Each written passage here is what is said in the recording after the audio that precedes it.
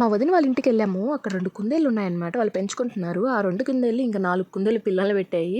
So, చూడొచ్చు నేను అయ్యే మీకు చూపిస్తున్నాను. అవి పెట్టి ఒక రోజేమో అవుతుంది అంతే. చూడండి ఎంత చిన్నవి, కనీసం స్కిన్ కూడా రాలేదండి.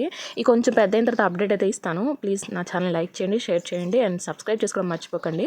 ఇక్కడ నేను ఇవి తామర పువ్వు విత్తనాలు అయితే మీషోలో కొన్నాను. అవి వేసాననమాట. ఎన్నిసార్లు వాటర్లో వేసినా బాగా వస్తున్నాయి అని కుళ్ళిపోతున్నాయి. ఇలా టబ్లోకి షిఫ్ట్ చేశాను. ఎలా వస్తాయి ఈసారి చూడాలి. వస్తాయి రావా ప్లీజ్ కామెంట్ చేయండి. నేనైతే వెయిట్ చేశాను చాలాసార్లు వేసి, అస్సలు రాలేదండి. ఇంక ఇలా లాభం లేదనేసి నేనైతే ప్లాంట్ అయితే కొనుక్కొని వచ్చుకున్నాను. ఇది 500 పడింది ప్లాంట్.